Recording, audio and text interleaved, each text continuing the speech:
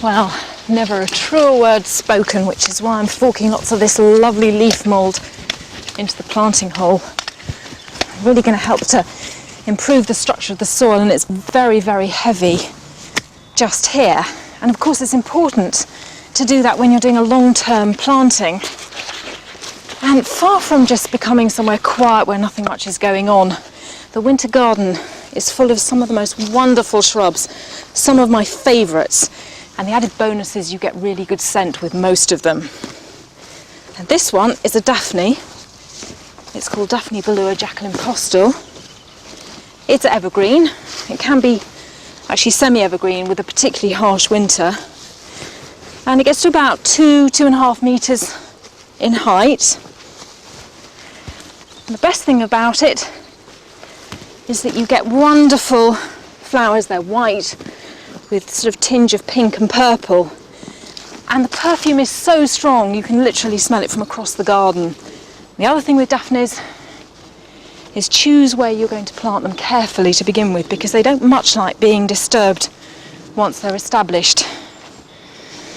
Although I say that, I've actually got one in my garden I've moved 3 times, but you're not supposed to. For scale and structure, Mahonia Charity can get up to 5 metres high, but you can cut it back hard in spring to keep it within bounds. It has lovely, lightly fragrant, bright yellow flowers, and it's a very easy growing shrub which will tolerate most soil conditions, but will positively thrive in moist but well-drained soil. Of course, scent isn't just confined to the garden. You can scent the glass house, and in fact any room in the house. It's just a case of choosing the right specimen. If you've got a cool, airy room, then you really can't beat these large hybrid cyclamens, which incidentally are best watered from underneath, otherwise you can rot the crown off. And this time last year I went over to Mike Opperman's in Lincolnshire, because he's got more than his fair share of them.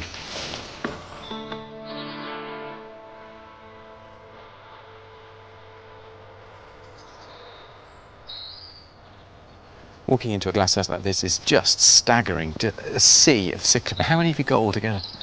About 400,000. 250,000 are the miniature cyclamen, or small flowered cyclamen, and 150,000 are the large flowered cyclamen. Every one of these plants that goes out is given as a gift.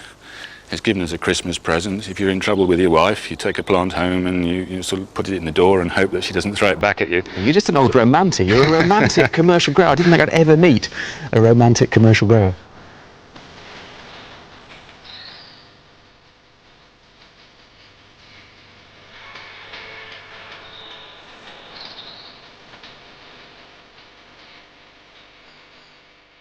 One of the things about growing 400,000 cyclamen is you should know how to get a good cyclamen. And you're also trialling to try and improve the quality of your plants, which is exactly what's going on here. But unusually it's growing on white plastic rather than on the conventional black. Okay. So what are you playing around with here? We decided that we would try and produce a plant that was round and firm and strong, and the concept basically is that as the light comes down from the sky, it hits the matting, it reflects back. And because plants are programmed to grow towards the light, the leaves are subsequently growing towards the light. And as you can see, the leaves of the plant are actually folding down over the top of the pot. If you compare it to what we did on the ordinary capillary matting, which is the way that cyclamen traditionally have been grown, the plant height above the pot is the same and the flower height is the same. It's the angle of the leaf. It's very different. Well, if you buy one that looks like that, presumably if you stick it onto a white table or a white windowsill, eventually the foliage will start to drop. Correct. And it will pick up the secondary light again. Absolutely correct. And as you say, such a simple thing to try. Some of the best things are always the simplest things.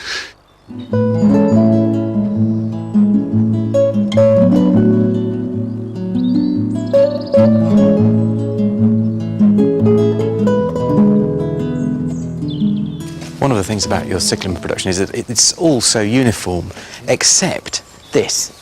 And in one batch, you've got completely different, I mean, just picking up 2 there, you've got 2 completely different plants. Why? They are both the same plant, but genetically they're structured very slightly different. What happens is an F1 hybrid, it basically self-pollinates itself. The person that actually does the propagation will come along, take pollen from that one, transfer it into that one. And in the meiotic process, which takes place at the reproductive phase, somewhere along the line it loses a chromosome. And Bob's your uncle, you have this without frills. So effectively you've got 3 chromosomes and 2 chromosomes. This one's got a chromosome missing. Somewhere in the process it's been lost. It's classic A-level and O-level genetics. And the really good thing about it is that it has actually taken only 14 weeks to produce that, and standard cyclamen production is 16. So I can actually You're happy about that? I can tell you. Not only is it a great flower, but it's also quick as well. It's quick, it's fast, it's pretty, and it will sell like there's no tomorrow.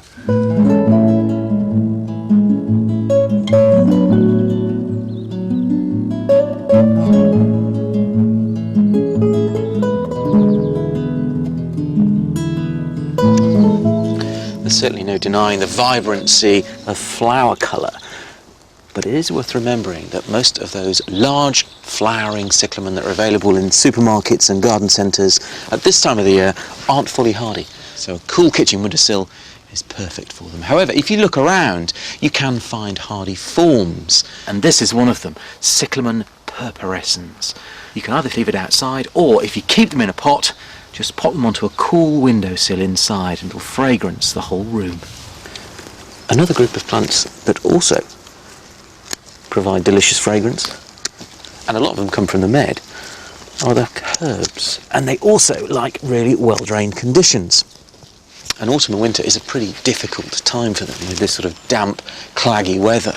So a little bit of tender loving care at this time of the year with oreganos and thymes, these carpeting forms, where the flowers are finished, trim them off, and that will help to open up the crown and prevent it rotting off, and also reinvigorate the plant in spring, producing a really good dense carpet. Larger herbs like lemon verbena really can struggle in our winters. So unless you live in the south of England on very well-drained soils, the best advice is to lift them and pot them on into a compost that's very free draining. Trim the plant back by about 2/3 and then put it in a frost-free environment.